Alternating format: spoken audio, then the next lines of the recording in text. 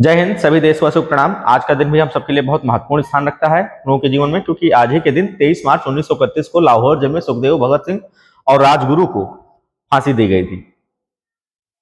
इन्होंने public safety bill का और ट्रेड डिस्प्यूट बिल का विरोध किया था, जो अप्रैल 1929 में लागू किया गया था। ये अंग्रेजों का एक काला कानून था, जिसके पब्लिक सेफ्टी बिल के अंतर्गत वो किसी भी व्यक्ति को उठाकर, जो संदिग्ध हो या ना हो, उनकी नजर में संदिग्ध हो, उसको उठाकर वो जेल में बंद कर सकते थे, या हमेशा के लिए बिना किसी सुनवाई के कोर्ट में देश से बाहर भेज सकते थे, वो तड़ी पार कर सकते थे, आज की भाषा में अगर कहा जाए तो। और दूसरा था ट्रेड डिस्प्यूट बिल। इस और पब्लिक सेफ्टी बिल के इसके अकॉर्डिंग जो है, वो जो कम्युनिस्ट आंदोलन चल रहे थे, जो क्रांतिकारी आंदोलन चल रहे थे, उसको लगाम लगाना चाह रहे थे इस बिल के माध्यम से, पब्लिक सेफ्टी बिल के माध्यम से। ट्रेड डिस्प्यूट बिल के माध्यम से जो हड़ताल करते थे मजदूर, उस पर लगाम लगाना चाहते थे। ऐसे कोई भी हड़ताल ऐसी हो जो सरकार के ऊपर दबाव डालती हो, वो इसके विरोध में थे। तो उन्होंने ट्रेड डिस्प्यूट बिल भी इसीलिए लाए कि कोई हड़ताल ना कर सके। किसी की सिंपैथी, सहानुभूति में अगर कोई मजदूर, किसी मजदूर के सहानुभूति में कोई हड़ताल होती थी, ऐसे भी हड़ताल के खिलाफ थे, इसलिए उन्होंने ट्रेड डिस्प्यूट बिल पास किया। इस बिल के विरोध में ही जो है बटुकेश्वर दत्त और भगत सिंह, इन दो लोगों ने असेंबली में बम फेंका था। बम इन्होंने असेंबली में फेंका था, लेकिन उस जगह फेंका था जो बेंच खाली थी, जहां कोई बैठता नहीं था, या जहां से कोई हताहत या प्रभावित नहीं होता था, किसी को चोट न लगती, ऐसी खाली जगह पे उन्होंने फेंका था।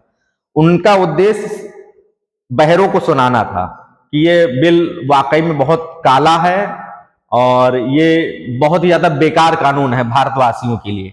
इसीलिए उन्होंने बम फेंका था, ताकि कोर्ट के माध्यम से जन जन तक की आवाज जाए और वो इस बिल का विरोध करें, जो कि भारतीयों के हक के खिलाफ था, जो भारतीयों के खिलाफ था। इस सिलसिले में उन्होंने 7 अक्टूबर 1930 को जो है कोर्ट ने फांसी की सजा सुनाई, और उसमें जो है सुखदेव और राजगुरु का नाम भी जोड़ दिया, जो सैंडर्स हत्याकांड में दोषी पाए गए थे। सैंडर्स की हत्या जो है, लाला लाजपत राय की जो हत्या हुई थी, उसके सिलसिले में जो है इन्होंने सैंडर्स की हत्या की थी, उसका नाम जोड़ा गया था, उन्हीं की वजह से हुई थी लाला लाजपत राय की हत्या, जो लाठीचार्ज हुआ था।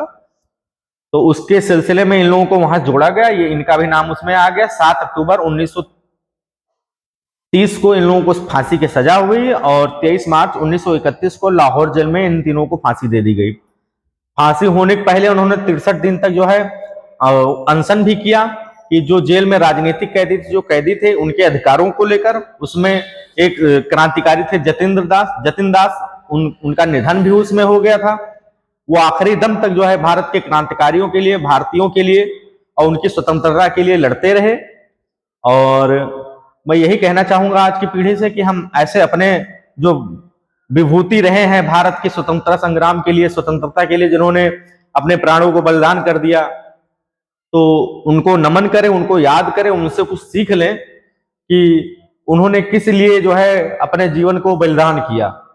उम्र बहुत कम थी इन तीनों लोगों की, और बहुत लोग थे जो अंग्रेजी सेना के साथ दे रहे थे। इन्होंने एक क्रांति का रास्ता क्यों चुना, जबकि जानते थे कि अंजाम क्या होगा? बावजूद इसके वो टकराए अंग्रेजी हुकूमत से, हम सबकी आजादी के लिए। तो हमारा भी कुछ फर्ज बनता है कि हम उनको, उनके बलिदान को व्यर्थ न जाने दें, उनको महत्व दें, और आगे कुछ ऐसा करें जिससे भारत का नाम रोशन हो और भारत पुनः अपना खोया हुआ गौरव प्राप्त करे। इन्हीं शब्दों के साथ अपनी वाणी को विराम देता हूं। जय हिंद, जय भारत।